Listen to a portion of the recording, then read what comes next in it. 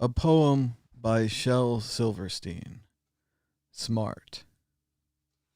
My dad gave me a $1 bill, 'cause I'm his smartest son. And I swapped it for 2 shiny quarters, 'cause 2 is more than 1. And then I took the quarters and traded them to Lou for 3 dimes. I guess he don't know that 3 is more than 2. Just then along came old blind Bates, and just 'cause he can't see, he gave me 4 nickels for my 3 dimes, and 4 is more than 3. And I took the nickels to Hiram Coombs down at the seed feed store, and the fool gave me 5 pennies for them, and 5 is more than 4. And then I went and showed my dad, and he got red in the cheeks, and closed his eyes and shook his head, too proud to speak. Let's see, we'll randomly select another, though that kind of my favorite, kind of the best, just a really good one, and especially I think it has something a little bit to do with Bitcoin and all these altcoins and all these stocks that we buy, because, you know, you get 2 is more than 1, and 1 is more than 3, and you keep trading and trading and trading, and at the end of it you have 8 shiny pennies, and that's worth more than $1, I guess, sometimes. Here we go. This is a classic. I'll show you the illustration. Well, not in this camera view. Maybe in this view. Let's see some illustrations here. Oh boy. There goes the cover. This dust cover is seen its better days. This is a classic book. Been in my library quite a long time. So there it is. Peanut butter sandwich. And there's the king about to enjoy some peanut butter. This poem is called Peanut Butter Sandwich. I'll sing you a poem of a silly young king who played with the world at the end of a string, but he only loved one single thing, and that was just a peanut butter sandwich. His scepter and his royal gowns, his regal throne and golden crowns were brown and sticky from the mounds and drippings from each peanut butter sandwich. His subjects all were silly fools, for he had passed a royal rule. That was all they could learn in school, was how to make a peanut butter sandwich. He would not eat his sovereign steak, he scorned his soup and kingly cake, and he told his courtly cook to bake an extra sticky peanut butter sandwich. And then one day he took a bite and started chewing with delight, but found his mouth was stuck quite tight from that last bite of peanut butter sandwich. His brother pulled, his sister pried, the wizard pushed, his mother cried, "My boy's committing suicide," from eating his last peanut butter sandwich. The dentist came and the royal doc, the royal plumber banged and knocked, but still those jaws tightly locked. Oh, darn that peanut butter sandwich. The carpenter, he tried with pliers. The telephone man tried with wires. The firemen, they tried with fire. But that couldn't melt the peanut butter sandwich. With ropes and pulleys, drills and coil, with steam and lubricating oil, for 20 years of tears and toil, they fought that awful peanut butter sandwich. Then all his royal subjects came. They hooked his jaws with grappling chains, and pulled both ways with might and main against that stubborn peanut butter sandwich. Each man and woman, girl and boy, put down their plows and pots and toys, and pulled until crack! Oh joy! They broke right through that peanut butter sandwich. A puff of dust, a screech, a squeak, the king's jaw opened with a creak, and then, in a voice so faint and weak, the first words that they heard him speak were, "How about a peanut butter sandwich?" That's a pretty good one, huh? You can't beat that one, right? Has a little bit of everything in there, right? He likes that thing a lot. He likes that peanut butter sandwich. Let's try one more shot. Hector the Collector. Hector the collector collected bits of strings, collected dolls with broken heads and rusty bells that would not ring, pieces out of puzzled pictures, bent up nails and ice cream sticks, twists of wires, worn out tires, paper bags and broken bricks, old chipped vases, half shoelaces, Gatling guns that wouldn't shoot, leaky boats that wouldn't float, and stopped up horns that wouldn't toot, butter knives that had no handles, copper keys that fit no locks, rings that were too small for fingers, dried up leaves and patched up socks, worn out belts that had no buckles, electric trains that had no tracks, airplane models, broken bottles, three-legged chairs and cups with cracks. Hector the collector loved these things with all his soul, loved them more than shining diamonds, loved them more than glistening gold. Hector called to all the people, "Come and share my treasure trunk." And all the silly, sightless people came and looked and called it junk. Pretty good, huh? All right, and we'll do this one for the virus. We'll do this one here for the virus. Virus needs a damn poem too. It's called "Sick" by Shel Silverstein. "I cannot go to school today," said little Peggy Ann McKay. "I have the measles and the mumps, a gash, a rash, and purple bumps. My mouth is wet, my throat is dry. I'm glowing blind in my right eye. My tonsils are as big as rocks. I've counted 16 chicken pox. And there's one more, that's 17. And don't you think my face looks green? My leg is cut, my eyes are blue. It might be instamatic flu. I cough and sneeze and gasp and choke. I'm sure that my left leg is broke. My hip hurts when I move my chin. My belly button's caving in. My back is wrenched, my ankle sprained. My appendix pains each time it rains. My nose is cold, my toes are numb. I have a sliver in my thumb. My neck is stiff, my spine is weak. I hardly whisper when I speak. My tongue is filling up my mouth. I think my hair is falling out. My elbow's bent, my spine ain't straight. My temperature is 108. My brain is shrunk, I cannot hear. There is a hole inside my ear. I have a hangnail, and my heart is... What? What's that you say? You say today is Saturday. Goodbye. I'm going out to play. So there you go. Shel Silverstein from the classic Where the Sidewalk Ends. This is my original copy. Let's see. Copyright 1974. So I've had this quite a while. We've also got a bonus advance edition of Big Book Day. I have a big Shel Silverstein book. That's right. It's huge. It says right here, I don't know if you can read it. It says, first edition, not for children. Not for children. Unlike the poetry book, Shel Silverstein also did a lot of art and designs for things like Playboy magazine. He did cartoons, and he also did dirty poems too, right? I mean, silly, nasty limericks and things. So these are just giant pictures that he did of kind of stories. So this story, I don't know if you're going to be able to see it very well. I can't see it. It says, daughters, beware of men bringing pedestals. And we have this guy here. He's got a big pedestal. He's bringing it to this woman. You can see the... So you can see he's going to put her up on a pedestal. So let's see how that turns out. So again, this is not easy. This is a gigantic book that's dust cover is falling off and attacking me. And this is also great for radio. This is great radio. So, oh well, so much for the audio podcast. But here we go, just a little bit more. We'll try to keep showing this big poem.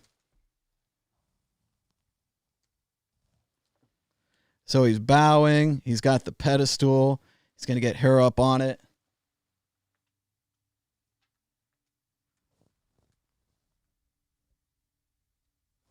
He's got the pedestal up. It's about to fall over. She's fallen over. He's about to, looks like, mount the pedestal. And then, as you can see here, the sad ending. Uh-oh. It's fathers, beware. Have your daughters beware of men bringing pedestals. Pretty cool. Powerful little painting cartoon there. And then one more, because I'm a glutton for punishment. This segment isn't really working. But it is April Fool's Day. So here we go. Zoom out. Can we get a little focus? Focus! That's a big no. How about now? Frustrating. How about now? All right, so here we go. There's a good old Jesus with the cross. There's some Roman soldiers. And it says somewhere here at the top,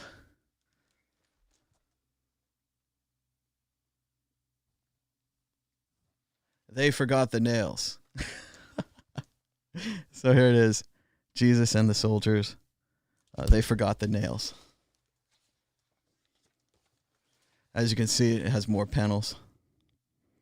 He's like kind of hanging there, but not really.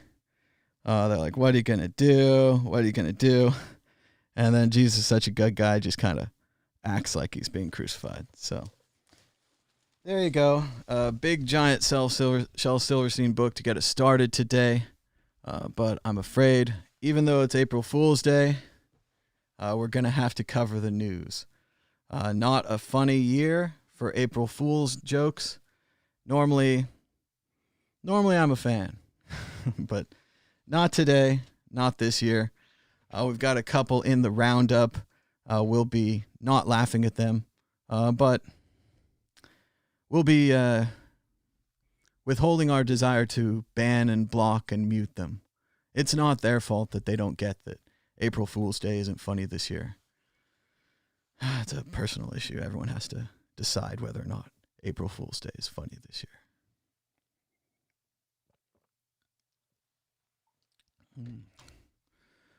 Black tea today. Shout out to everybody in the chat. Be sure to give us a like and a share. We've got 8 thumbs up. I just liked it myself. Checking out the chat. They want to know if we're going to do calls today. I hope to do calls. We just didn't have time or really voice yesterday. Yesterday's press conference, day before yesterday. Wow, what a variety show. The My Pillow guy. It just had everything. We had more of your usual press conference yesterday. It started out really competent, really tight. President reading off a piece of paper. Several journalists reported that they were impressed by this new tone, this new president. Unfortunately, that unraveled about halfway through, and he went back to the old tone, the old fighting president. So we'll have some clips of that. We'll play some news. I wish we could just ignore it for April Fool's Day and say, hey, the whole thing was a hoax and it wasn't real and it never happened, but we can't do that. But yeah, I hope to have some calls, so get ready to phone call later. We'll open that up. And until then, let's just get started on today's news. Today is Wednesday, April 1st, 2020. My name is Thomas Hunt. This is the Thomas Hunt Show. That makes sense. The price of Bitcoin is down 2.9% in the last 24 hours, with a last of 6,243, a high of 6,509, and a low of 6,205. That's $1 for 16,022 Satoshis. Checking out the Dow Jones Industrial Average, they are open and they are down. The Dow Jones Industrial Average is down 3.1% in the last 24 hours, with a last of 21,237, slightly below the previous close of 21,917. Money printer, activate. Checking out the coronavirus worldwide. Previously on this show, we had around 823,000 infected, 40,000 deaths. Doing a quick refresh. 886,495 infected, 44,249 deaths. We seem to be seeing about a 10% increase in the deaths every day. Stay home. Stay home. I know it's not fun. Let's stay home. Wear a mask. If you have to go outside, if you have to work, if you have to get groceries, wear a mask. If you don't have a mask, make a mask. We've got instructions right here. You can use parchment paper. You can use an old t-shirt. It's not going to be perfect. It's not going to be 95% particles or whatever, but it's going to be more than zero. If you go out without a mask, I hear people are calling that raw breathing. Like you're a raw breather. You just breathe whatever they give you. Not a good look these days. This is a good look. This is the 1918 pandemic. Look at these police officers. What country is this? United States of America. They're all wearing masks. How did we beat the 1918 pandemic? We wore masks. How are we going to beat this one? We're going to wear masks. Like this show. Hey, we got 10 likes, and I liked it myself, so we got 9 likes. But you can join us in liking this show. It's free. It's fun. I like all the YouTube videos I watch. I just think they're great. Checking out coronavirus cases in the United States. Previously, we had around 174,000 infected, around 3,400 deaths. Quick refresh. 190,297 infected, 4,115 deaths. We are rounding the corner to 200,000. That only puts us a few doubles away from 1 million infected. This is the enemy. Doesn't care about your politics, your portfolio, your money, your job, your past, your future, your history, your riches, nothing. We're going to beat this enemy. I was listening to, well, you guys won't like him, but I was listening to Michael Moore's podcast yesterday, and he was talking about how weak this virus is to soap, how its outsides just melt the minute you put soap on it, 20 seconds of washing your hands, soap, staying inside. We're going to beat this thing. Hopefully later on Twitter, there was a great XKCD cartoon. We're going to go through that. And XKCD, very scientific-minded stick figure drawing cartoon, tells us exactly how we're going to beat this guy. We're going to beat this guy staying home and washing our hands with soap. That's it. I said April Fool's Day jokes aren't funny, but we're going to talk about them anyway. Wasabi Wallet is closed sourcing their back end. This is very funny. I hope they didn't spend very much time on this. A Bitcoin creator also founded Monero, according to Bitcoinist.com. The problem with April Fool's Day is I don't know if this is a joke or just stupid. It's a bad day to release information like this. It's a bad day to announce anything. Let's just wait till tomorrow. Crypto exchange Binance is branching out into mining and already offering generous referral bonuses to potential clients. Hey, wait a minute. That's not April Fool's Day. Binance, which yesterday bought CoinMarketCap, continues to expand and buy/take over more parts of the crypto ecosystem. Not a joke. Interesting day to announce it, though. Remember, Gmail was also announced on April Fool's Day a long time ago. People thought that was a joke. Let Google read our email? Oh, we'd never do that. Another not funny joke, Infinite American HODL, and I don't like this. I mean, you see this in your feed. Even though you've been in this a long time, you know, we're going to see what happens if we go to 3K, if we go all the way back up. A lot of people lost a lot of money, very stressed out right now, so it's not a good time to be putting out these jokes. But he says, I'm out. I just can't take it anymore. I sold everything at the last drop to 6,200. Some said we're going back to 1,000. I'm afraid it's worse. In my opinion, we're going all the way back up to $200. Bitcoin is dying. Wake up, get out while you can. It's still over. Not funny. I'm going to resist the urge to like mute or block this guy. But that urge is right here. That's like, I'm holding back my blocking arm. And then this guy, not funny again. We will never see Bitcoin above 10K again. He used to say this kind of shit, but he was serious. He kept saying it, that you'll never see it below 10K. You'll never. And the last time he said it, I almost sold just based upon the principle. I was like, if someone's out there saying something that stupid, you know, we must be overinflated. And just like the last time when we were up at 18K, you started to get all those phone calls from your coworkers and your old friends. They're like, hey, are you still into that Bitcoin thing? You still into that Bitcoin? and you didn't know it at the time, and you had a little bit of a inkling, at the time, a little bit of a deja vu, a little foresight.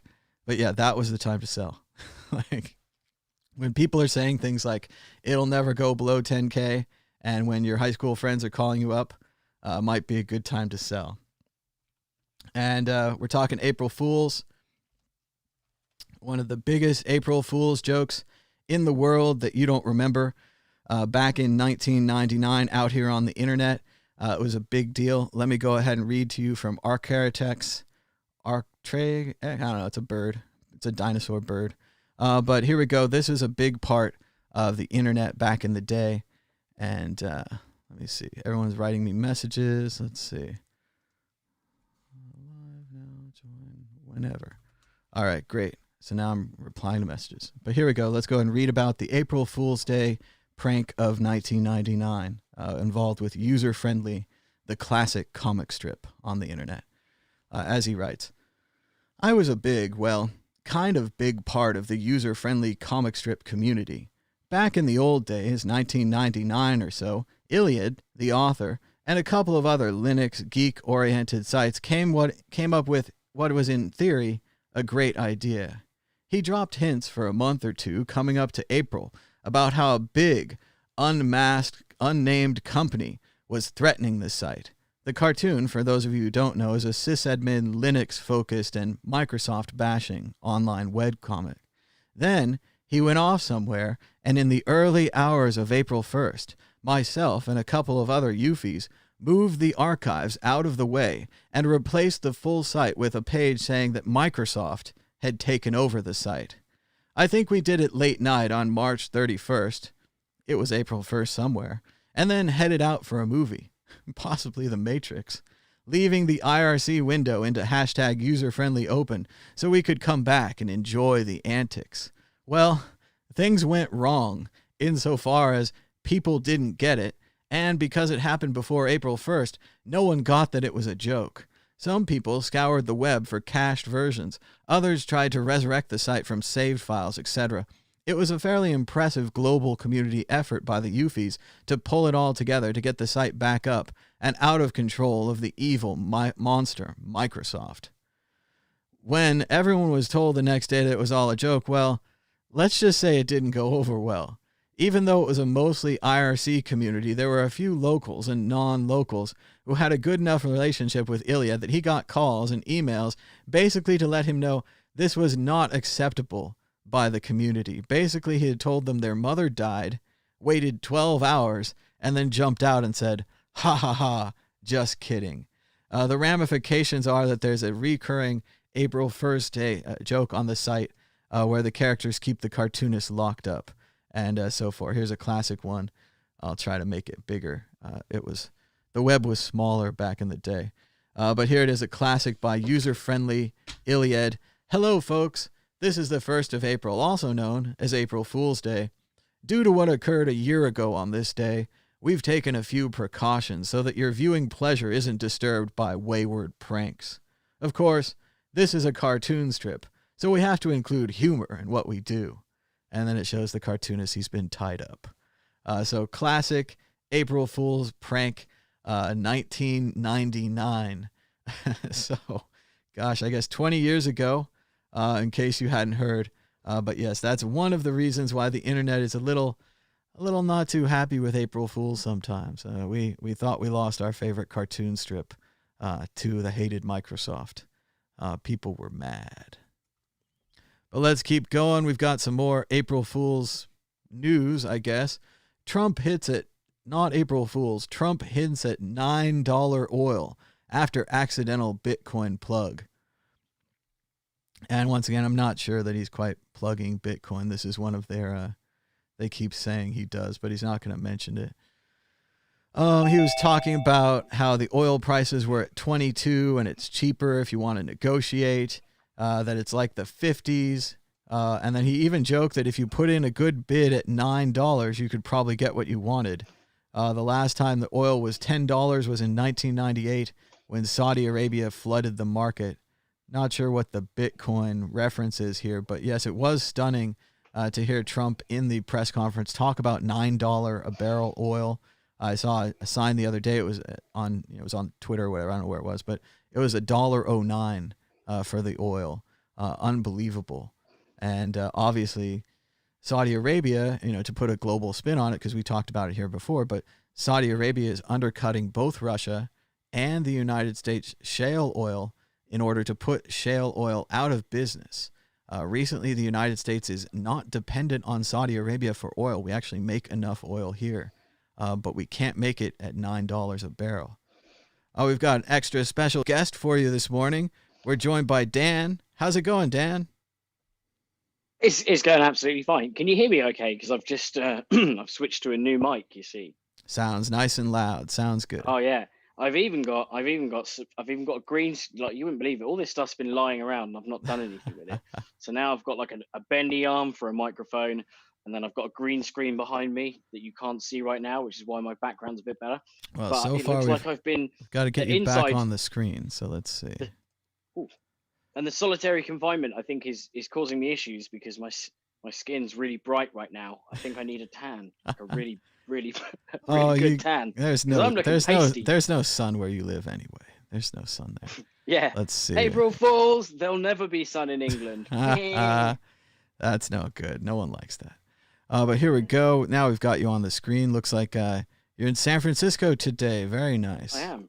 I saw a funny thread on Twitter. They were all talking about how much they like the Zoom backgrounds. And it's funny for me because we switched to Zoom a little while ago. We had no choice. They shut down Google Hangouts, but everyone else in the world is now having to use Zoom, and apparently they love backgrounds.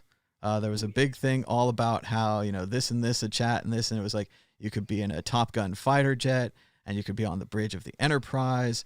All these things. People love Zoom back. Hey, you're at the pandemic of 1918. Yeah. Everybody's wearing a mask. Just a friendly reminder, everyone. Apart from my mask, I don't need it because I'm in solitary confinement, confined to the loft. I'm like the Anne Frank of the pandemic. I got to go there. Well, maybe it's pretty crazy. Actually. It's probably a bit too serious, but I missed it actually when I was in Amsterdam. Was it cool? Well, not cool, but like it was moving. I mean, it was terrifying and it was real, and it really made the book real. I mean, of course, I read the book when I was younger, and it was it was a lot harder then to understand like what really happened and all that kind of thing. But after you've had a lot of years and a few amount of books and all kinds of things, you really go there and you see it. It's very small. I remember the bookcase that they hid the ladder to get up there. That was a big moment to like see that and to see it open and then to go up there. And then it was a good sized house, but they had 2 or 3 different families living there. So much like now with the quarantine, the Franks and the other families that hid with them in the attic could not go out, not even once. And maybe I've been wondering because maybe it's just these damn movies or maybe it's that damn book, but I seem to have a much better handle on what quarantine means than say my parents. Right? My parents are not taking quarantine very seriously. They keep finding new and exciting ways to break it. And I call them and I'm like, hey, have you had any luck staying inside doing nothing?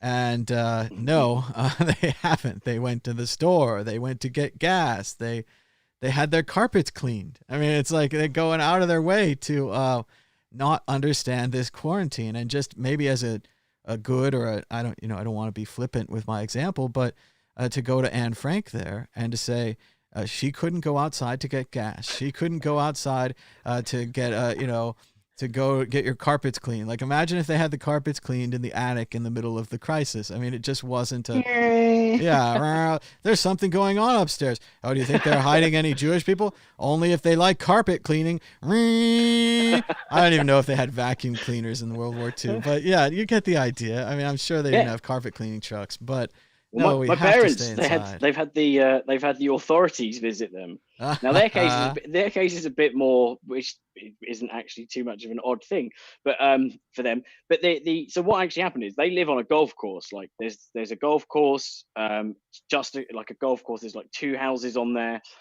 Golf course is all shut down, but they're like physically on the golf course. I mean, it's 10 foot away from the hole.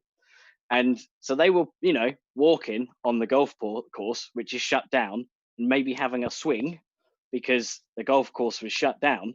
And the police were like, you got me.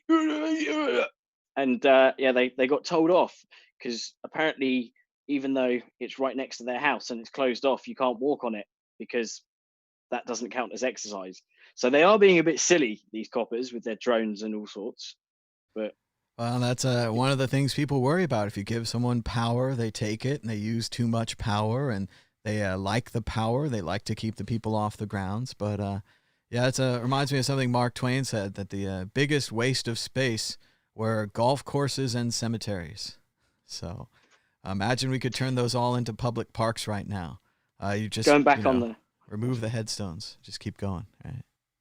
Going back on the Anne Frank thing, this is pretty morbid, but when the mine was floating, when the hysteria first kicked off, and I was like, right, people are panic buying toilet rolls. I'm gonna have to think about how we're gonna secure the place. So I thought, the best be the doors, and I've got a lot of wood for that, and blah blah blah. And I actually had the morbid conversation with Carrie about what do we do if we're stuck in the loft. And our lovely little dogs, Dave, Growl, and Izzy, like if there's a horde of people outside, I was like, we're going to have to like silence them in some way. We actually had the discussion, and I tried to make it that Carrie had to take both of them out. But yeah, apparently that's going to be my job if we've got hordes of people trying to claw at the doors and we're scared and the dogs bark. Well, let's not think of that, because those two dogs wouldn't last a minute in Anne Frank's attic. It would not be a thing for a second. They bark at the slightest noise. So yep. I imagine they'll probably know you're there, but who wants humans? Like, this isn't like zombies. They don't want your brain. Like, if you hide upstairs and let them have your cache of food downstairs and toilet rolls, yeah, that's what they really want, is the toilet roll. So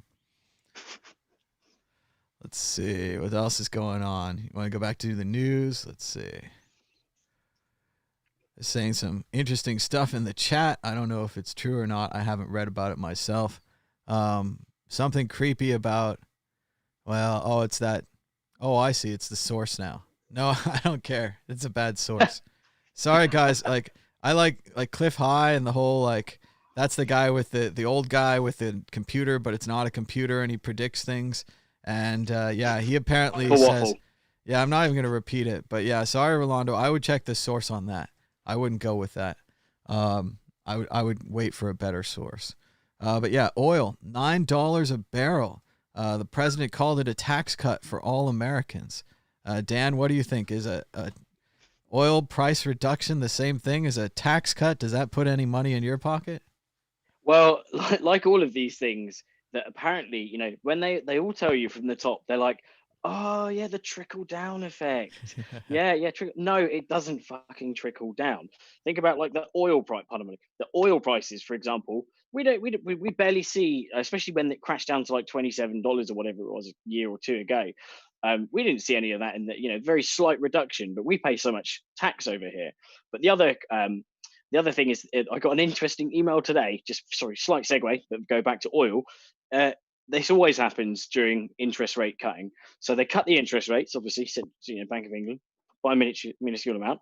First thing that comes out is, hey, everyone, we're cutting your savings interest. They never say, we're going to cut your loan interest. They go, we're cutting your savings interest.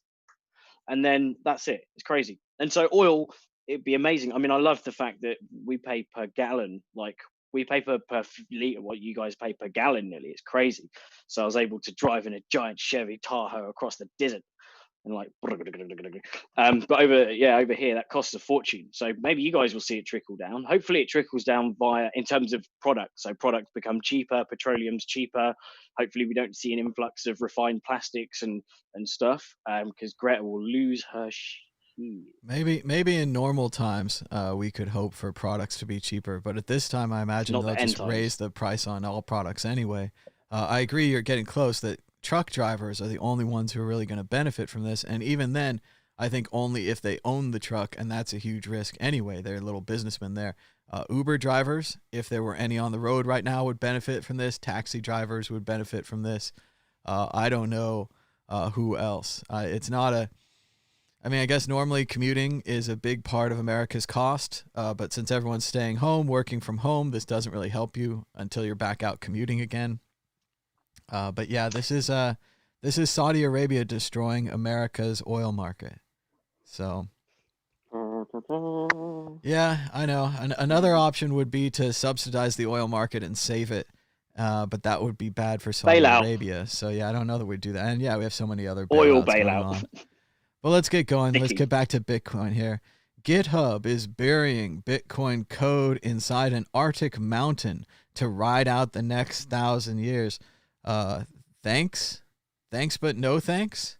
And again, it's also April Stupid Fools. So maybe this is a stupid April Fool's joke from CoinDesk. So you can't even take the news seriously today. It's one of the worst days on the internet, really. Like, it's not, every once in a while there'll be a funny one like Google Mars or Google Moon or whatever it was, and it's like, oh, that's a chuckle, and no one's going to take that seriously. It's perfectly absurd. But yeah, I don't know what good it would do to bury the code. Better to put a miner in space or a miner on the moon or Mars or something like that. That would be a better use. I think this is just a stupid. Put it on a slow decaying orbit, and it will just be there for ages and ages. The problem is, though, with April Fool's news is that satire is becoming so close to reality. Like, you read April Fool's and you're like, this is more normal than a normal day because of all the crazy stuff that happens.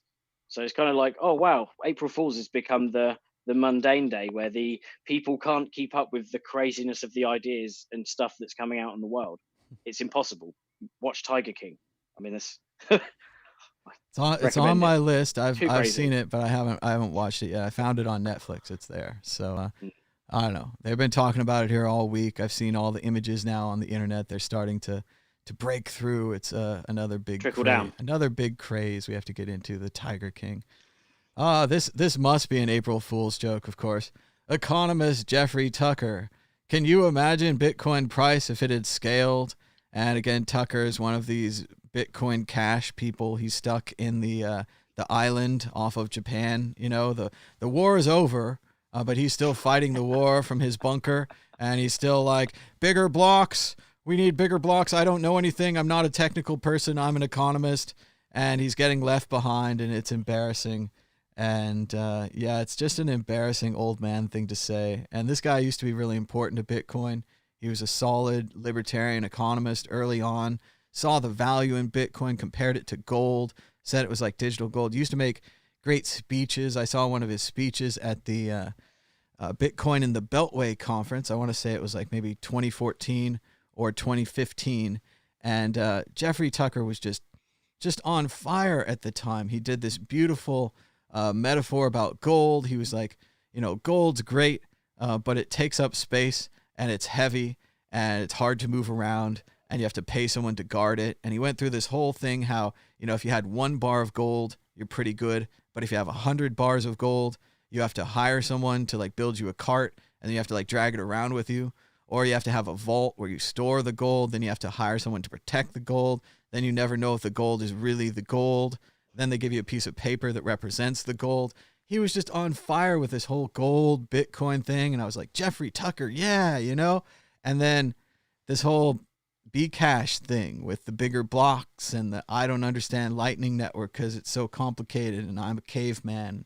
Your world is strange and confusing to me. So yeah, now he's like April Fool's Daying us about Bitcoin not scaled. So, oh well, if only he had a brain. If only he had a brain. Or a heart.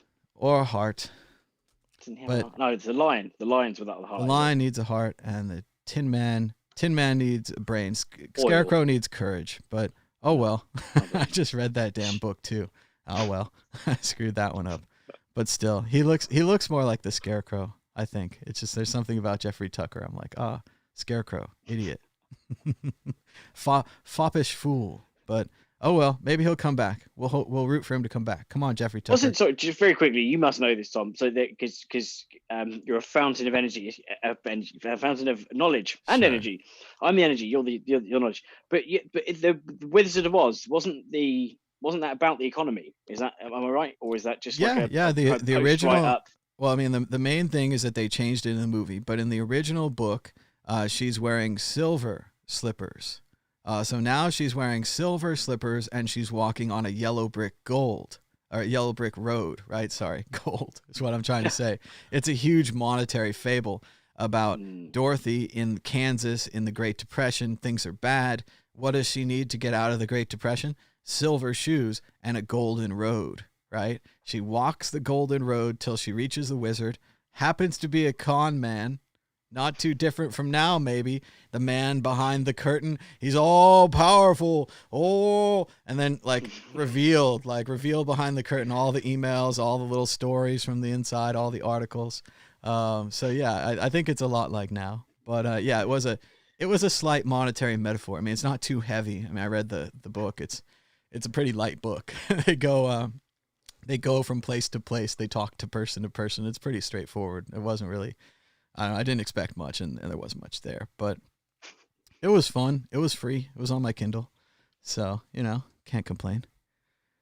But yeah, Wizard of Oz, not bad. So yeah, here's your palate cleanser. This is a good time for everyone to run away if you don't want to hear the news. A lot of people in the chat, they can't take the news.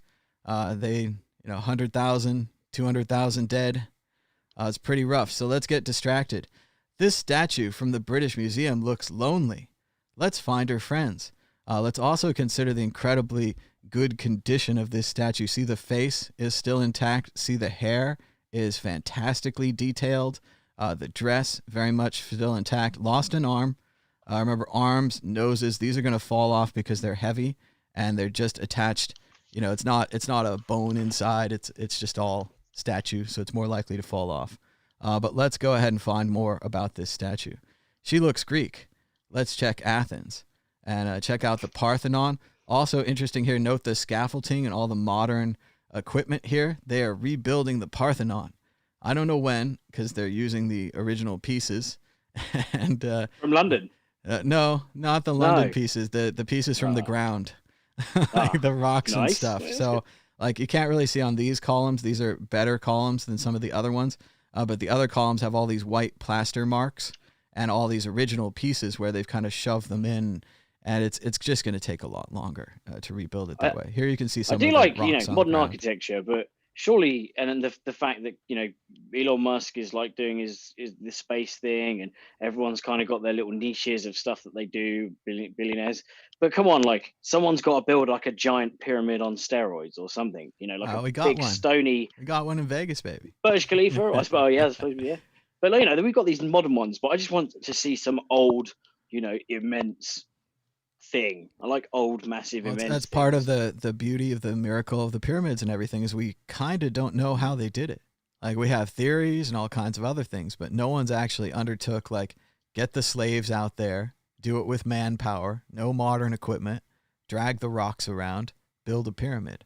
Maybe it was Craig Wright who went back in time to show that big blocks do scale. I think someone did. They built a model of the of Stonehenge. They might have built a second Stonehenge to prove that you could build a Stonehenge. And it does sound pretty, seems like there's pretty good ways to do that. When I was a kid, I didn't really understand it or whatever, but now they're saying you could lay the rocks out, dig a big hole, tip the rock into the hole, then you dig out the hole, you dig out the rock, and it looks like it's freestanding. So it's a trick. Other kinds of things, similar things like that, burying the rock the whole way. So, but as we can see, there's the katydids on the porch there, over there in Athens. So let's walk over that way. Hey, there they are on the porch, and looking at a close-up, this looks familiar, right? That's probably the same woman. So wait, it's a copy. All the original figures are now replaced by copies. The mystery deepens, right? Are we going to be able to find this woman? Do we have the abilities? I mean, we have the internet. Could this be her sister? Look at this. That is quite some damage there. You can barely see the wisp of the hair. Here you can see this rock pieces are snapped together. That's one unlucky sister. That's rough. She had a rough time. They actually said on the tour she was used as target practice. One of the groups that took over the Parthenon shot at this statue. You can see the back of the dress there, just a little bit of the dress. This rock probably had dress on the front of it, but has obviously chipped all the way off. This is a replacement rock here. And then look, there's more. The rest are fine. Although fine is questionable. Look at the faces, clearly rubbed off by time. A lot of the details been lost. Wearing face masks. Well, you can't see any definition. Ahead of their time with the face mask. But again, it's just the features fell off, the acid rain, the destruction of being outside. Here's a family photo. You can see the one in the back that was a target practice, and then the other 3. And then there's me in Athens and at the British Museum, which is where these all came from, or at least one of them. One of them, the first one that's nice, is in the British Museum. The other 3, including the 4th that was used for target practice, are in the Parthenon Museum in Greece. So that's the story of the statue. So there you go. And now here's the news. Oh, well. So much for good times. Let's see what's going on. Balaji says, not a political comment, but a legal question. If there's a theory of legal liability for downplaying the virus, doesn't apply to most of the outlets down below. And he's got a quip of, looks like quite a lot of local news stations, the Associated Press, USA Today, lots more local news stations, Science Alert, even CCN, cryptocurrency news, right? But what Balaji's not quite taking in here is that it's going to matter about the discovery, because the emails and the text messages behind the scenes when you're making the news will determine if these people were just saying what they believed, which is not a problem, or if they believed something different and were saying false information. It's a difference of being false by making a mistake or being false on purpose. What do you think? Do you think that's going to have an impact on the what's the word? The not efficacy, but the accuracy of information in future? If they do get their knuckles wrapped because they purposely misled, that's fair enough. But you could argue that it caused deaths. But I would argue that there's another type of scammer. There's a scammer who knows they're a scammer, and then there's a scammer who's just incompetent or they're oblivious. And that sort of scammer, I don't want to go into too much detail, but sometimes they can be like alternative medicine people who kind of stop other people from doing chemo and other stuff, and that can cause harm. But because there's no intent behind it, it's generally less difficult to prosecute. So do you think that there should be some sort of responsibility that people shouldn't be reporting on stuff unless they're capable of understanding the numbers, so that they're reducing this misinterpretation that could be happening here? Because some of it could be ignorance, some of it could be bad, but should that be regulated more, do you think, since human lives are... The standard is based upon truth, that they should be telling the truth, because it's not so much a question of misunderstanding or misreading the numbers. It's a question of if behind the scenes. And we're going to get to the next article. Oh, yeah, definitely. Yeah. The next articles, they talk about how at the Fox News offices, they were Lysoling everything, that they sent around a little manual to employees of how to be safe. But the manual to employees was different than what they were reporting on the air. So that's where the problem comes. When we can point to that manual, we can say, internally, you're saying this. Externally, you're saying that. They're different. And you're misleading people, and it's making it unsafe. I think there will be a court case. I think we're going to get the text messages and the emails. I think they're going to be heavily incriminating, and we're going to have to see from there. But I'm not sure it'll be a wrapping on the knuckles. This might be a wrecking of their corporation, because it's one thing to have someone that lies or someone that makes a fake article. Even the New York Times had someone that was doing that, writing the fake article, stealing other people's words, right? And that's a huge plagiarism, big deal, right? Big deal in journalism. Almost sunk their, sterling reputation, or previously sterling reputation. For Fox, who already has a bad reputation, the reality that their audience is older and that they gave bad information to an older audience should break through to people. Even if you like their commentary and their style and their politics and so on and so forth, you have to put that to the side, and you have to say, in this case, they gave us false information that could have cost these old people their lives. Like, it's pretty scary. Like, when your audience is old people, to be giving false information, it's actually unsafe for their future, advertising wise. Like, there's just not going to be an audience there. So I think it's hugely dangerous. And again, I hope they didn't do it. I hope that behind the scenes we find these emails and these text messages, and they're so exonerating, and they're all saying it's the flu and it's bullshit, and I'm not even washing my hands, and they're just going to be behind the scenes. It's going to be just so like reassuring. Like it's going to make us all feel really good.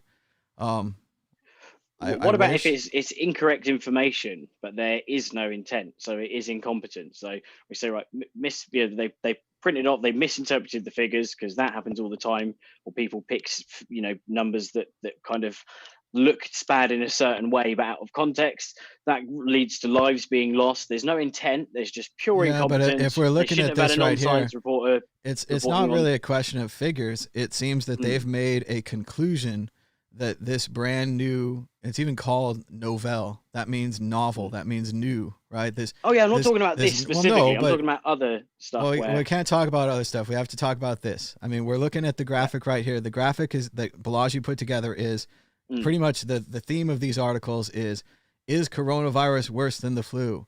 Is deadly virus worse than the flu? Deadly virus maybe no more dangerous than the flu. So what happens here is they've made this flu comparison. Now, if they just repeat the numbers, you never have to make any comparisons, right? You're just like, the numbers are this. The scientists say that it's novel, it's brand new. You just report the facts, right? You don't have to interpret things. It's this interpretation of linking this brand new virus to the ancient flu. They're making huge, like they've made a scientific judgment there. And that's, this is just the beginning of it. The rest of it is going to be the downplaying. That it is, not as bad as the flu. Once you've made this link, I think the right thing to do is never to make that link.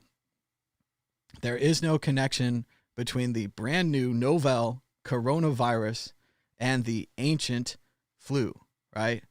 They're, hundreds of thousands of years apart, like evolutionary, like they're both illnesses, but if we're just going to say all illnesses are the same, like we don't know the difference between AIDS and herpes and HIV. I mean, all these things, like we have a little bit of experience with illnesses, right? Every single person on earth, right? We know the difference between like, bad eyesight or cancer or, AIDS or the cold, right? The common cold. Like we know the basic difference and the basic categorizations. So I would never say that, bad eyesight is the same thing as cancer, right? That's a bizarre scientific judgment. And if I went on the TV every day and said like, you have your bad eyesight's going to kill you, like it would be a ridiculous thing to say.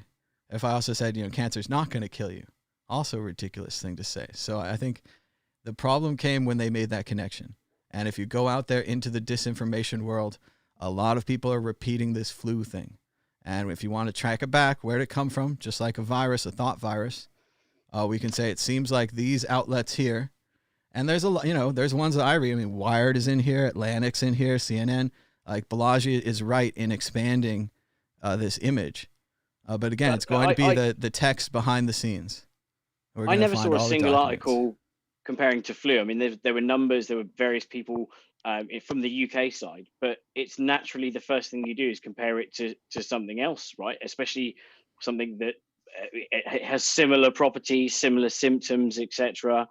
I think that I don't know. It's just I think it's a bit more innocuous than that. I'm not some sure people see information like some people saw the warning signs in China and completely panicked, and whether seemingly rightly so or not, we would have moved a lot quicker. Some people said, well, I'm not seeing the same thing.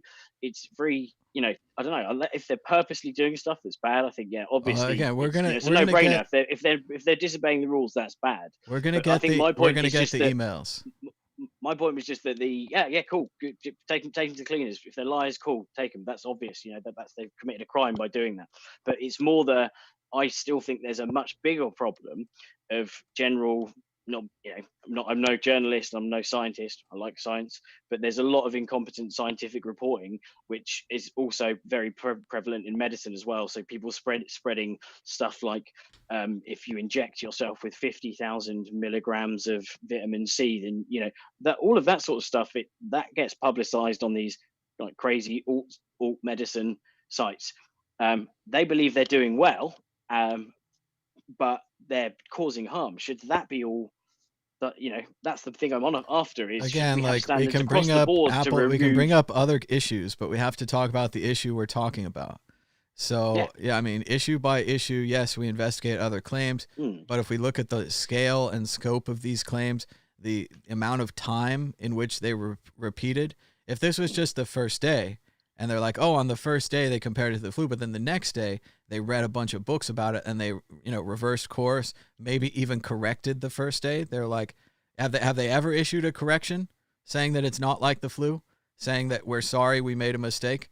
Like that's another problem. To do that. It depends what comparison they're making. Given the reality of their statements, which we've played on the video several times, like they've made several false statements. Like the natural, honest journalist thing to do is to issue a clarification and say that your thoughts have changed. Like maybe you got new information, maybe you had bad information, maybe you just made a bad hunch.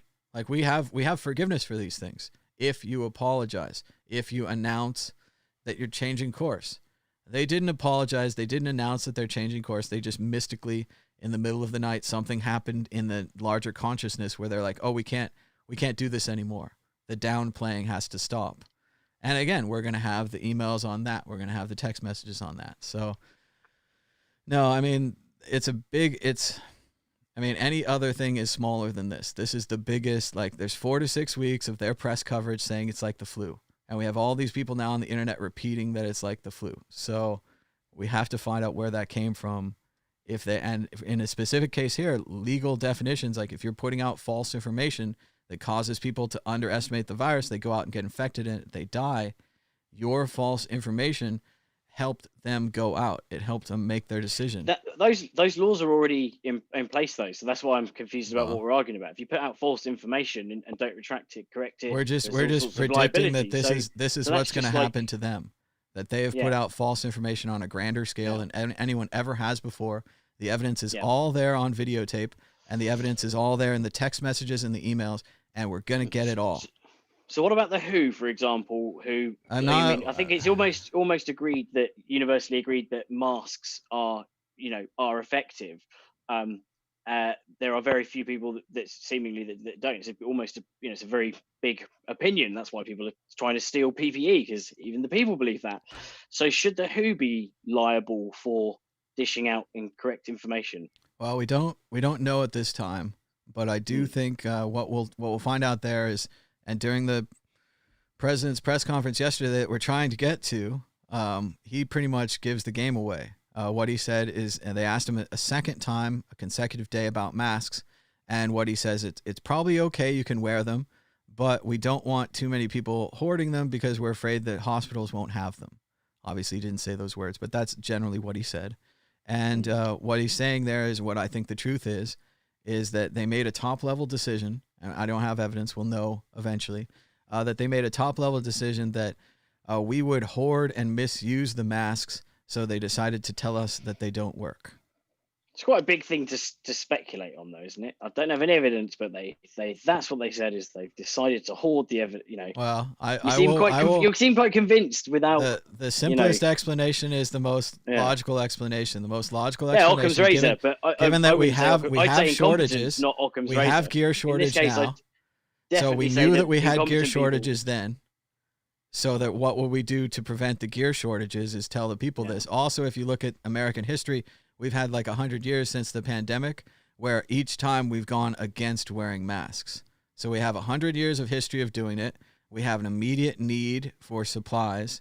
I think the most logical thing is that they looked at their supplies. And again, no one likes to hear this, but sometimes, adults have to make decisions behind closed doors and not tell us till later. And there's all kinds of examples in history we can go back and find where, governments have made a decision like not to tell the people. Like, for example, when they developed the nuclear bomb with the Manhattan Project. They didn't just go out and announce it, right? It was a nuclear weapon. They waited till they used it. After they used it, they announced it. After that, then we could get all mad at the government. They used our money on this nuke, blah, blah, blah, blah. But we didn't even know until they'd done it. There were hints and things. Who defines how much information should be withheld from the public? Well, that's a really good question, Dan.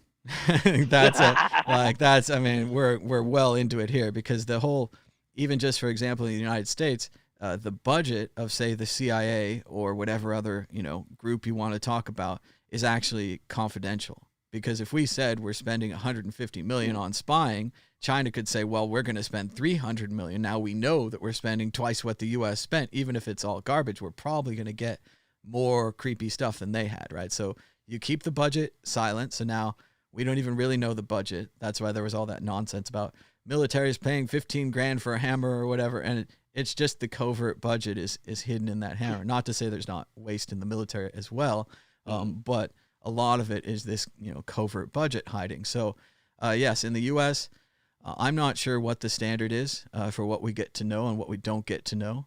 I do think that it rolls out. So president knows a lot of things. CIA directors know a lot of things. The top people in Congress know a lot of things. Most of the people in Congress know a lot of things. The people don't know that much. So, and again, this is a massive, we could debate this forever about who should know what. But yeah, that's what I think. The WHO, the most logical, most simplest explanation is 100 years of not wearing masks, which is a big deal. Like that, you can't just overlook that. In the same way, Hong Kong, China, other parts of Asia have a mask wearing culture. It was no problem for them. They felt fine with it. In America, even President Trump has just been in the press conferences, as we were going to try to go to, you'll see that, he just doesn't like the idea of America wearing masks. Dan's got the picture there, and police officers all look fine, but I think everyone else with a mask on, at least in America, the idea is that you're going to rob a convenience store. If we see 3 guys going down the street in bandanas, you look at them funny. They're hiding their identity. And we talked about this a long time ago now, before the crisis on the Bitcoin group, how in China, so many people were wearing masks that it was messing up facial recognition. They couldn't use facial recognition on their phone. China's very advanced in some places. Their apartment buildings would let you in based on your face. Your work would let you in, give you access based on your face. And if you're wearing a mask, your face is not your face. So yeah, it's been a big issue with the masks. And I just don't think that, okay, the other option is that the WHO knows that masks work and told you not to wear them on purpose so that you die. So I don't think that's the answer, right? That doesn't make any sense. And again, that's kind of what the conspiracy, and incompetence would work too. Incompetence is fine as well, but incompetence is a lot harder to understand than I think this saving the stockpiles. Saving the stockpiles, even though it's, it's like a parent to the child, it's demeaning. It's not what you want. They're treating you like a child. But I think they treat us like children. I think they would do that if they thought there weren't enough masks. I think that's what they do. But again, it could just be incompetence, like they were supposed to recommend masks but didn't. Could be one of these things, they made a bad decision on the first day and then they've been stuck with it and they're just defending a bad decision. Leadership culture fails like that. You're stuck. You can't get out. Digging. I don't believe there's a broad conspiracy of the WHO trying to kill us. No, I don't believe that. I just think they're useless. And there probably is a bit of side handing in, here and there. I'm not talking major conspiracy, but the same general corruption that happens everywhere. But it just seems like it's utter, incompetence. I keep on. It really is. I mean, I'd like to think that other than maliciousness. That's the other. I don't think it's malicious. I think it's more protective. It's parental. It's this overprotectiveness and it might be even misplaced. They might have tried to protect the stockpile, failed to do that, failed to protect the people. It might be a terrible decision, but I believe it was likely made with good intentions. And again, we're gonna debate it forever later if we find out this is true, right? If we get their board meetings and shit, and it's gonna be a question of how much should you tell the people? And good people are gonna testify on both sides. Good people are gonna go up there and say you don't want to cause a panic, and they're right. And good people are gonna say you have to tell the people the truth, and they're right too. So I mean, it's gonna be a debate. There's somewhere in the middle that we're gonna find, and that's what I think is gonna happen. But let's keep going with the news. Let's see what else we got. We hardly started. The Dow Jones dropped 400 points, but that was yesterday. It dropped 300 to 400 points at today's open as well. Let's see. Should Americans prepare for the likelihood that there will be 100,000 Americans that will die from the virus? Fauci says the answer is yes. So a lot of this press conference I felt was a repeat of yesterday. I thought yesterday they kind of, took the wrapping off of the 100,000 to 200,000 could die, and that number was then out there, and then it was because first Fauci said it in an interview, and he said it kind of wrong. At first he said 100,000 to 200,000 cases. Then he said, whoops, I mean deaths. There'll be millions infected. So it was not a good way just to deliver it. He made some verbal errors when he was saying it the first time. But then they said it again yesterday, and then they said it today. So you've had a really good chance to let this start to sink in. And again, 100,000, 200,000 dead, I think is a huge failure. But the person who's in office right now is taking credit for it as a huge success. So that's a big surprise. Here's Trump next to an exponential curve of the virus. He's got his hand out. Looks like he's almost driving this. I agree with Aaron Rupar. He says this image will be in an attack ad, that it feels like an attack ad already. This is just a image from the time. But let's try to keep going. Here's the same chart. You can see the United States, the blue line right here, is just shooting up out of control exponentially. We're seeing the bottom of the S curve. It's going to go straight up, and then hopefully it flattens out. Right? If you look at China's curve right here, their straight up period is very small. Right? In a .com or something, this would be bad. But in a virus, this is incredibly good. We are not seeing that same flattening. Neither is Italy or Spain, but none of them are as bad as the U.S. Italy's outbreak is not as an extreme a curve as the Spanish curve or the American curve. So based upon these charts, if you extrapolate, draw little lines going out, into the tweets here, yeah, it's going to go way up. So, yeah, but I suppose the other thing is with that is that it doesn't kind of take into account, it's only the number of confirmed cases. So if America have tested a lot more people, then, and there are, they've had generally, if they tested everyone in Italy, their numbers would be a lot higher, right? Well, so it's I agree. kind of, the numbers are, that's the numbers a good thing. That's like we're testing. The numbers we know it's ubiquitous. Well, the numbers are really from a week ago. These are last week's numbers. These are 2 weeks ago numbers. We are not like it's yes, they come in every day, but they're not really like hip numbers. This isn't really, digital. Right. We don't have this to the 0.000. So yeah, these are old numbers. These show us where the virus was. It's still doing what it's doing right now. So I don't think. I mean, yeah, the numbers could be different in this way or that way. But looking at the numbers we do have, they're incredibly bad. So I think. But I'm not talking about looking at numbers differently. I'm just saying that even if it was off, if we know that it's ubiquitous and you're testing more people, then well, but I mean, it's going to be a graph and saying this is really bad is I'm not. It's going to be it's going to be a variance, right? I mean, unless the numbers. If you also took the population, US is also at least 10x times Italy. So if that's cases and not deaths, then surely that's proportionately pretty good. Am I not? I mean, it's really a matter of statistics. So if the numbers are 100% wrong, then yes, they're not very valuable. But it's much more likely the numbers are at most 10 or 20% off. So if we just even assumed a 10 or 20% variance, all we're really talking about, it could be 10 or 20% worse over here. It could be 10 or 20% better over here. It's still going to be this kind of curve. Like for the numbers to change this curve, they'd have to be like 70 to 80% off. And I don't think that's what we're saying with the testing problem, with the, per capita issues. I mean, any of those things, I don't think it's going to change the curve. Like it would have to be completely wrong, which if it was completely wrong, we'd bring in the new numbers. We'd look at the new charts and we would try to understand the new information. But no, I think if it's off by 20%, 30%, it's still a crazy curve going up. I don't think that there's no amount of wrong numbers that could change this curve unless it was 100% wrong. If it was 90% wrong, if it was, substantially wrong. And I think it's more likely it's casually wrong, that it's like adjustable wrong. If you look at the numbers like on election day when they come in and they're like, you're looking at 10% in and you're like, how can they predict it from 10% in? And as it turns out, the other districts pretty much look like that district. If you're winning by 50%, you're probably going to be winning by 50% in all the districts, just because that's how the numbers go. So no, I don't think the numbers are that wrong that we'd give up.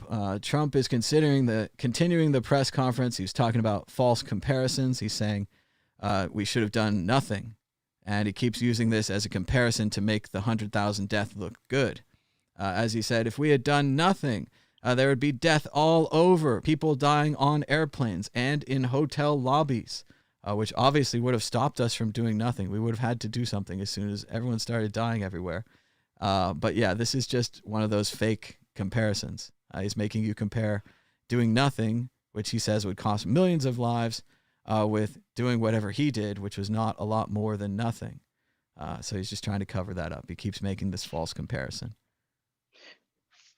The White House briefing room slide lists as goals 100,000 to 240,000 deaths. And again, another just instant attack ad. Trump looking at the number of deaths here. So pretty dark. And again, yeah, maybe we would have moved aggressively like South Korea. That's the real question. Not if we've done nothing. What if we've done more? Would the numbers be lower? Obviously, they would be. So there's obviously a gap there. There's more we could have done.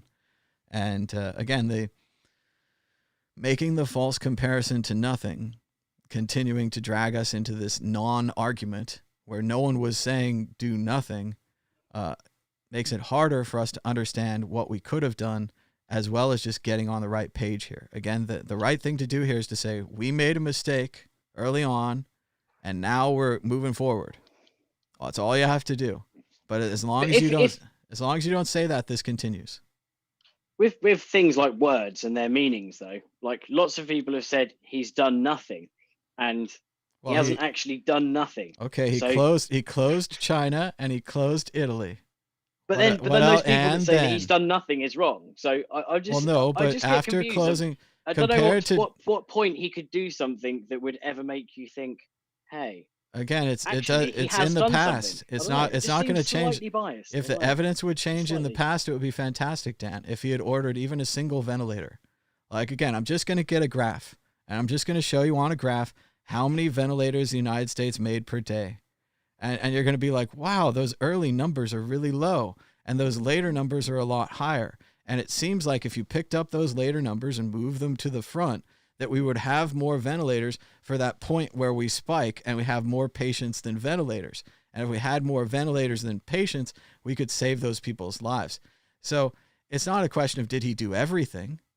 I'm not saying that he could have perfectly predicted it and had testing ready and had masks ready and had ventilators ready, even though the more we investigate into the government, the more we see plan after plan to attempt to make ventilators, the more we see giant, protection industry after protection industry saying, hey, we have a ventilator problem. 2015, we have a ventilator problem. 2009.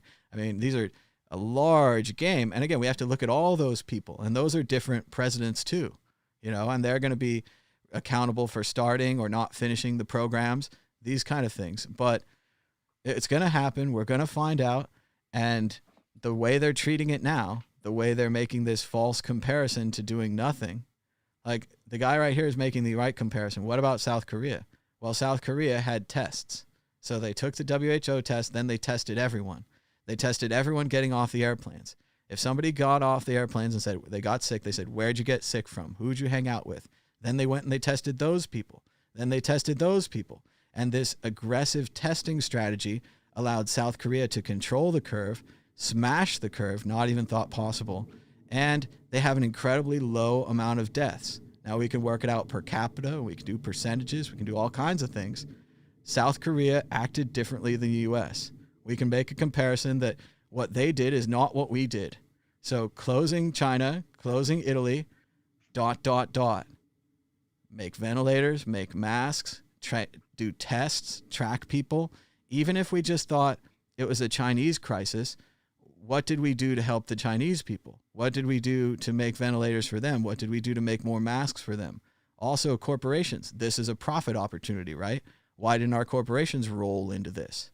People have wondered for a while. They're like, why? And it's because for-profit healthcare doesn't take risks on preventative care.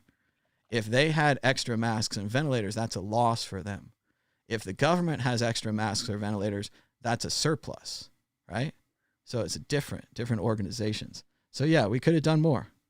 And, he keeps saying that he can't, that he couldn't have done more. And that's, he can't admit any fault, right? Other people can. Bill Clinton admitted fault about the affair. And after, it was a long time, took him way too long, but eventually admitted fault. Everybody kind of shrugged their shoulders. Congress censored him, but didn't impeach or didn't remove from office. They impeached, but not removed from office. And we moved on. That's all we need. It's not, I agree. For this guy, it's impossible, but only Nixon could go to China, right? Nixon was a huge anti-Cold Warrior. I mean, he worked for Joe McCarthy. He was like McCarthy's right-hand man during the Red Scare. He was friends with Alger Hiss. I mean, Nixon hated communists, but he went and opened up China. So we do have people that can rise above their previous, feelings or opinions or these kind of things. We do have people that can make change, but not this guy. So let's find out what would happen if we do nothing. Here we go. Trump laying the other question, propaganda. what would have happened, because this is the question that I've been asking or if you did Fauci something. and Dr. What if you Birx did something? for a long time, and they've been working on this for a long time. The question is, what would have happened if we did nothing? Because there was a group that said, let's just write it out. Let's write it out. What would have happened? There wasn't. And that number comes in at 1.5 to 1.6 million people, up to 2.2 and even beyond. So that's 2.2 million people would have died if we did nothing. We just carried on our life. Now, I don't think that would have been possible because you would have had people dying all over the place. This would not have been a normal life. How many people have even seen anybody die? You would have seen people dying on airplanes. You would have been seeing people dying in hotel lobbies. You would have seen death all over. So I think from a practical standpoint, that couldn't have been carried out too far. But if you did nothing on the higher side, the number would be 2.2 and maybe even more, and on the lower side, 1.6.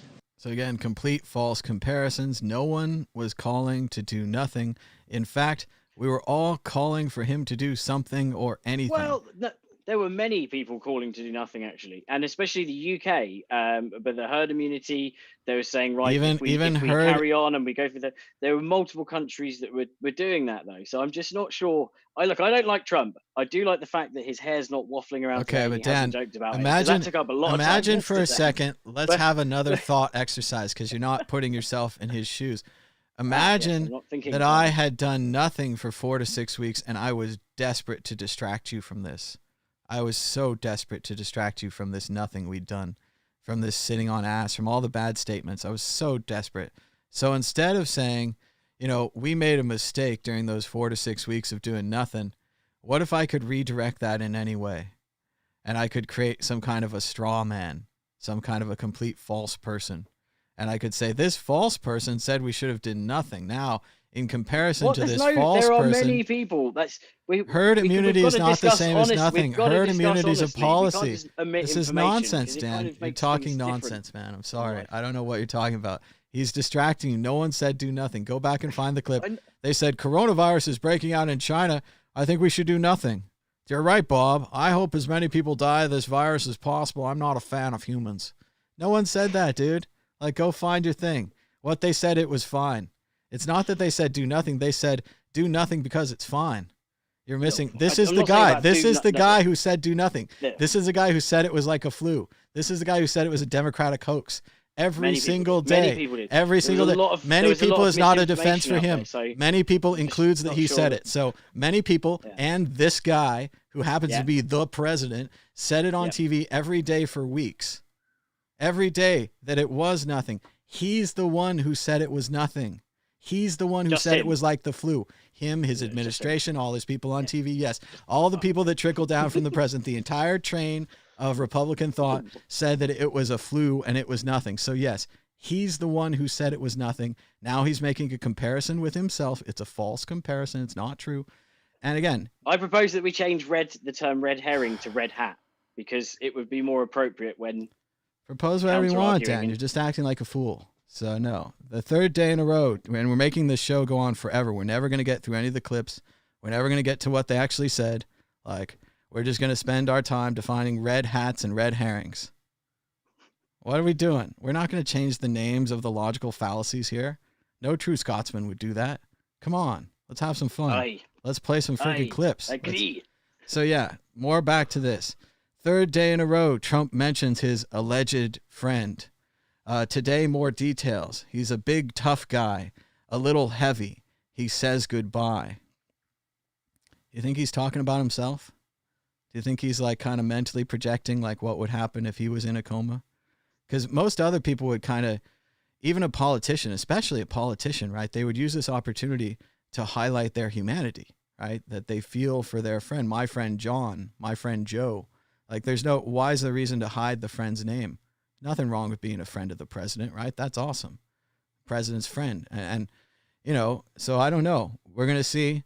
We got the fourth day coming up. If he mentions his friend, obviously, spoiler alert, if his friend is in a coma and he's in the hospital, I hope he recovers. But we know that most of the people that are older, that are on a coma, they're in a hospital with this disease, don't recover. So there's two ways the story ends. His friend recovers, his friend doesn't recover, or maybe his friend doesn't exist and we never hear about this again. So no, I mean, it really humanizes him to have a friend. It's really a human emotion that he expresses, and he seems sad. But I don't know. What do you think, Dan? Is there a friend? I don't know. Well, to be fair, in theory, maybe his friend's just like really hardcore and OPSEC. So he's like, and his friend sat there in a coma, listening but not able to, and he's like going, "Just don't say my fucking name, Trump. Please don't say my bloody name."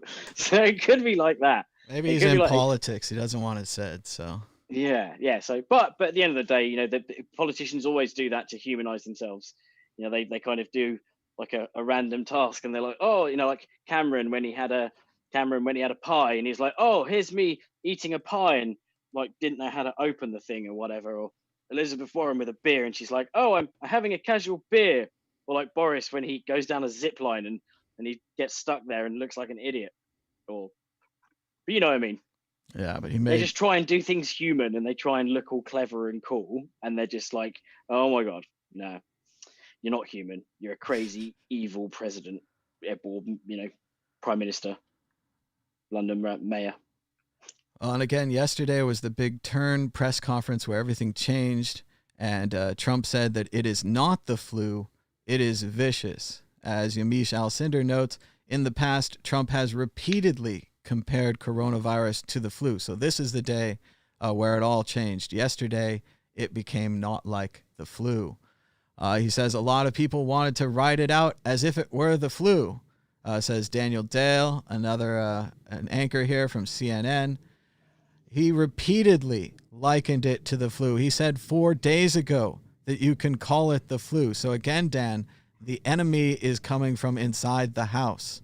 The one who was downplaying it and saying we should do nothing because it is the flu is the same one who is today telling us that it is not the flu. It is vicious. So again, you have to keep up. Like, propaganda moves fast. Bob Cesca writes, Trump's little heavier, little older friend doesn't exist. The way it works now is that he has to prove that his friends exist. It would be great if he would prove that his friend existed. Trump on masks. You can use a scarf. 4 weeks in, let the people use scarves. Come on, people in the chat. Aren't you mad about this? He could have said use a scarf 4 weeks ago. There's no reason to hide this important scarf information from the American people. But again, he goes back to, he says, hopefully you don't have to do that. Wear masks. Hopefully it will be gone. And again, it would be gone if we wore masks. It would be gone if we listened to the scientists and we stayed home. That's the way it's going to be gone. It's not going to be gone through hopefully. Hopefully is not going to help. So we don't need more empty hope. They said, how did South Korea become victorious so swiftly? It says the decision was made at the top to do whatever it takes to combat the virus. Then, within 2 weeks, they made enough viable test kits to test the entire population, thus the solution. So if we want to know how to win this, the answer is right out there. You do what South Korea did. You do what Japan did. You copy, well, maybe not Japan, but South Korea especially. You copy what worked, right? The virus is pretty much the same all over. It hasn't really been mutating. It's going to be the same virus here. The same things that work there are going to work here. Trump is taking credit for anything under 2 million deaths. Anything under 2 million deaths. That's the other way that you do it as a propagandist, is you set expectations. So you say anything under this ridiculous number is a win. It's a great way to set expectations. So you could say, like, you know, less than 100,000 people will die watching this show. Wow, what a hero you are, Dan. You prevented those 100,000 people from dying because they watched this show. Like, yes, awesome. Like, how about 1 million? 1 million people could have died. Wow, that's even better. Like, the bigger you make the lie, the bigger you make the numbers, the more it works. Again, we have another clip of Trump denying the WHO's coronavirus death rate based upon a hunch. He calls the coronavirus the corona flu. He suggests that it's fine for people to go to work, and he compares it to the regular flu. The enemy is inside the house. Where is this person saying that it's nothing, that it's just a regular flu, that the death rate is not true, that you should go back to work? Where can we find this person? We need OJ. 3.4%. We got to get OJ on this, and right? a report that the Olympics OJ, could be delayed. Your reaction to that? Well, I think the 3.4% is really a false number. Now, this is just my hunch, and but based on a lot of conversations with a lot of people that do this, because a lot of people will have this, and it's very mild. So is it a hunch, or is it based on a lot of people's conversations? You see how those are already different ideas? A hunch is an intuition that comes from within inside. It's not based on information. The other side is information. If you talk to a lot of people and they give you information, so if I'm going to lie to you, I'm going to phrase it right. I'm going to say, I have a hunch. Then I'm going to say, I have an intuition with information, right? Now it's an information-based hunch. My gut has been reading, right? My gut has been reading encyclopedias and shit. It's full of information, right? This is nonsense. This is a ridiculous way to talk. And you guys at home need to break this down. You need to really learn how to parse information. If I have a hunch, it's based on information, I'm lying to you. I have an intuition. That intuition is I feel like swinging. Why'd you swing? I had a hunch. It's intuition, right? Whereas I had information. The WHO right here is saying they have information. Trump's saying it's not true based upon a hunch, but he's also including information. That's how you lie. This is a really advanced lying. Like, let's get to the higher levels here. Let's start using our brains, huh? Get better very rapidly. They don't even. Let's hear that again. And a report that the Olympics could be delayed. Your reaction to that? Well, I think the 3.4% is really a false number. Now, false number. This is just my based hunch. On what? And but 3.4% based on a lot totally of conversations with a based lot on of the people figures that do this, because a lot of people will have this, and it's very mild. They'll get better very rapidly. They don't even see a doctor. They don't even call a doctor. You never hear about those people, so you can't put them down in the category of the overall population in terms of this corona flu and or virus. Correct. So you just can't do that. It's again So downplaying. If, like he knows the right name. He's using the wrong name on hundreds of purpose because you people guys are idiots. He get wants you better to die. just by Just get sitting better. around and Sit even around. going to work. Some of Go them to go to work. work, but they get better. Get better. And then when you do have a death, like you've had in the state of Washington, like you had one in California, I believe you had one in New York, all of a sudden it seems like 3 or 4%, which is a very high number, as opposed to a fraction of 1%. But again, they don't know about the easy cases because the. All right, let's see if we've had any deaths out there. Let's see, have there been any deaths? I know I saw the old Mad Bitcoin's Twitter account. There was something just this morning. Gosh, let's take a look. Oh shit! It's nearly 40. It's over 45,500 now. That's jumped. Let's see, where'd it go? This guy with his little video. Okay, here it is. This is from Brooklyn, New York, just this morning. For real. This is for real. This is for real. If y'all not taking it serious, this may make you want to take it serious, okay? This is for real. My hand is shaking because it's hard to look at this right here, what I'm seeing right now. It's hard to believe this. But y'all, this is for real. This is for real. This is live from Brooklyn, New York. Brooklyn Hospital. They're putting bodies in the back of a freezer truck, y'all. Please stay inside. This is for real. This is for real, y'all. Lord, have mercy. Help us, Lord. This is for real. Please, please, y'all stay inside. This is real, y'all. This is coming right now. I'm right here now, right here outside the hospital. This is going on right now. This is live, y'all. This time is 10:40 Sunday morning. This is down. This is down. Come on. Let's pray, y'all. Pray. Pray. Get on your knees and pray. This is for real. This is for real. They put bodies in the back of 18. So again, that was from America, United States of America, Brooklyn, New York City. Just from this Sunday, they're putting bodies in the back of a truck. So. Very sad. It's crazy, man. Let's see. You can't deny it's looking pretty hardcore in the hospitals from the scenes that they're showing. And that's the thing. All of this fun talk, all of this fun, all the lies and all the little like tricks that he's playing, it's not going to hold up against the bodies. The bodies are going to come, and that's what they're trying to warn us of in this press conference, as they say here. Rather than the usual barrage of specific false claims, this briefing has featured a dishonest overall narrative, a Trump effort to cast himself as the leader who stood strong against the faction that downplayed the severity of the virus. So again, every once in a while when you have a major narrative in propaganda, you have to have a shift.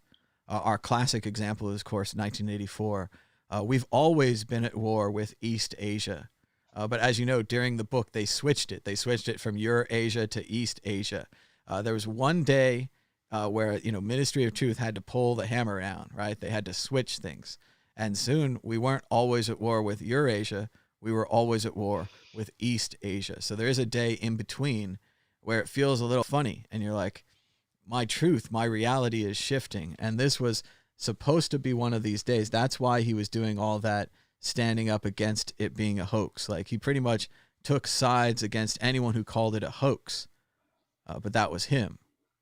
Then he took sides against anyone who called it a flu.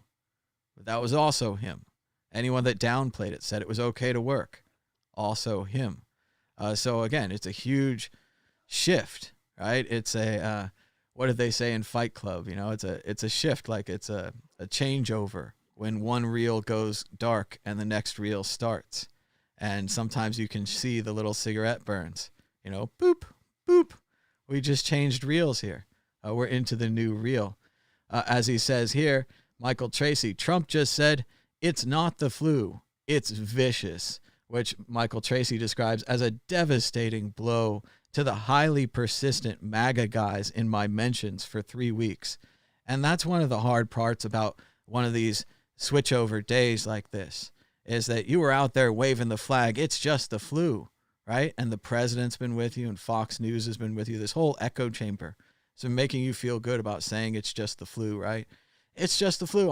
I'm saving lives. The severity's out of control. I'm saving the economy. The severity's out of control. You guys are all brainwashed. It's not a very serious cold at all. It's just like the flu, right? The president just turned on you guys.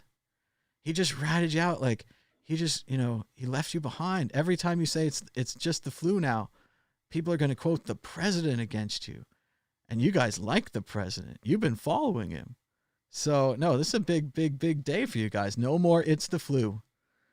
It's the flu is gone. He says the oil price crash is the greatest tax cut we've ever given. Once again, this is actually a good thing. This is actually a good thing. That's so dumb. Again, but he just wants to make you feel good. This is a good news press conference. This is like, you want to feel good.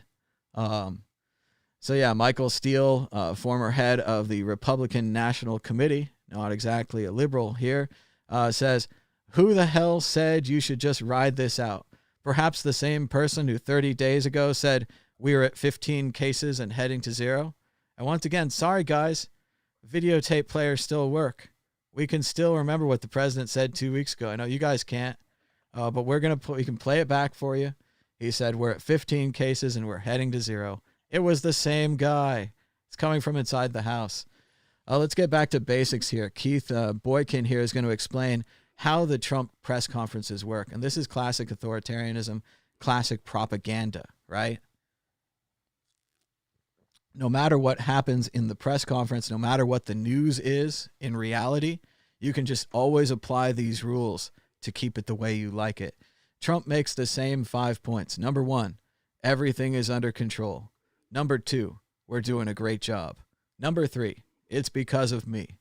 Number 4, anything bad is not my fault. Number 5, anyone who criticizes me is nasty. There you go. That's the way you do it. They're all mean. Yeah. Big meanies. And they're saying in the chat, they're like, yeah, you can't criticize Trump. You're Trump derangement or whatever. Yet at the same time, anything bad is not his fault. Has he ever taken credit for any mistake he's ever made in his entire life? He's taken lots of credit. He's taken lots of credit. Yeah, loads. Never any blame, though, right? All the credit, none of the blame. To be fair, I wish I was. See, my problem when I used to in workplaces is that I'm too honest and too accountable. So if something's stuffed up, I'd be the first to actually put my hand up. And the reason why is because the few people that are intelligent enough to realize would know that they always got the right answer from me. So they knew what the score was. The dumb ones would just be like, oh, he made a mistake. What an idiot. Well, and that's how we really learn from things. There's this workplace philosophy, and basically what it says is that you should think of your workplace like a submarine.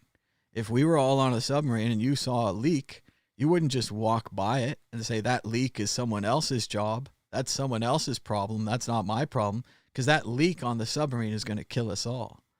In the same way, if there's a problem at your startup and it's not in your area, it's in somebody else's area, and it could destroy the whole startup, holacracy says that you should tell people, that you should say there's a mistake. We should fix that leak. And in the same way with the country, if there's a problem, we should fix it. If we made a mistake, we should admit to it. Otherwise, we're just going to keep going around in this loop over and over again until they roll out all the evidence and all the judges and all the lawyers, and then we'll see how it goes. They'll weigh the evidence, and we'll see how it goes. I agree with Aaron Rupar. He says, a Fox News reporter asking Trump about infrastructure week seems extra off-key, coming just moments after White House officials said that we should prepare for 100,000 people to die in the months to come. And they really are trying to hammer this through. Trump said a lot of things like it's going to be a very tough couple of weeks. It's going to be a very bad couple of weeks. I'm not sure that really prepares you. Not that there's any way you could be prepared, but I don't know. You'll see. Here's the scarf. We've got the full comment on the scarf from Ryan Struck. He says, Trump says, you can use a scarf. A lot of people have scarves, and you can use a scarf. A scarf would be very good. My feeling is, if people want to do it, there's certainly no harm in it. I would say do it. Use a scarf if you want. So again, we're talking about the president kind of has this historic role as the protector of the American people, right? It's kind of the unofficial father of the nation, right? It's the unofficial protector. It's a ceremonial role as well as a political role, right? And part of the ceremony is to protect people. And I don't know how you guys can stick with him when we're 20 or 30 days into this and he's just now telling you to wear a scarf. I agree. If we have a shortage of hospital gear and we're going to say, hey, N95 masks are for people with frequent contact, right? These doctors, these nurses, they're dealing with dozens of coronavirus patients a day. Maybe we should say, okay, N95s are for them. But it would be a pretty simple thing, and we've done it on this show for 20 or 30 days now, to say wear a mask, wear a homemade mask, wear a T-shirt, wear a scarf. Less microbes in, less microbes out. Yes, it's a change with America of the past. Yes, it's not a part of our culture recently. I remember going out to the stores in the old days and you'd see maybe an Asian person with a mask and you'd wonder, if they're sick or if they're trying not to be sick. and you'd kind of maybe even avoid them because you don't want to be sick. You know, it's a mean thing to do, but it's something you might do if you see someone in a mask in the old days. But now we need to change that. We need to change the whole culture. And it's a pretty simple, cheap thing to do, to say this, but it took them 30 days to say it. Personally, I find that unacceptable. I'm not a big fan of that. And again, you guys hate the WHO. You hate all these giant organizations and all these kind of fucking things. Oh, no. What's happened? I don't know. She thought that it's time to talk, and then I pulled her brain out. So, oh well. So much for Alexa today. But I was like, have you got a lady under the desktop? No, she was, and she was just announcing random features. She was like, it's advertisement time. So, no, sorry, Dar. It's not advertising time. Later in the press conference, after he recommended masks for you finally, which, again, you guys could take as a slight. You could be like, remember all that times we went to the grocery store not wearing a mask because we listened to Fox News? President says we should wear a scarf. Maybe we should have worn a scarf those other times we went to the grocery store. Shit. Damn. Got to think about that for a while. That's a way homer. We're going to have to think about that one on the way home. So, you guys work on it. You know, what's the classic thing Stern's always playing from the Stooges? I try to think, but nothing happens. I try to think, but nothing happens. Oh, well. The press conference continues. Trump is now critiquing guests on the news shows. He says he prefers military guests. This is just, once again, like, it's fine to have your views on television. Certainly, everyone should have their views about what they like on television. It's just not a good time to announce your views during the coronavirus press briefing. You know, you could say, you know, I watched a great episode of Friends yesterday, and Joey sure got in a lot of trouble. But it wouldn't be that great to say it during the press briefing, right? It's not really a comment on television kind of moment. But, you know, Tommy Boy doesn't have any rules, doesn't have any filters. He just goes out there and gets it. So he does what he wants. Once again, we had this repeated false choice, the false equivalency. Trump closed the borders to China. The one thing he did. It's all we could have done. It's all we did. I guess we also closed the borders to Italy. Whoa, that's two things. It says right here, Ted Boutrous says, I am confident that President Trump does not realize just how self-incriminating it is when he admitted today that the key to preventing deaths is moving quickly to contain and mitigate the spread of the coronavirus, and criticizes New York for supposedly getting a late start. Again, this is classic Trump right here.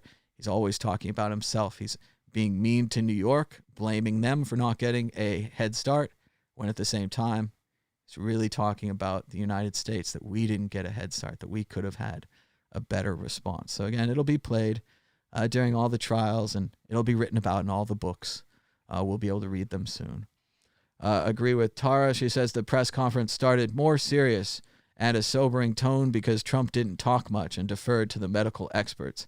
Then, like clockwork, Trump can't stand not being the center of attention and starts rambling misinformed nonsense. So frustrating. And again, everyone, they might not see this, but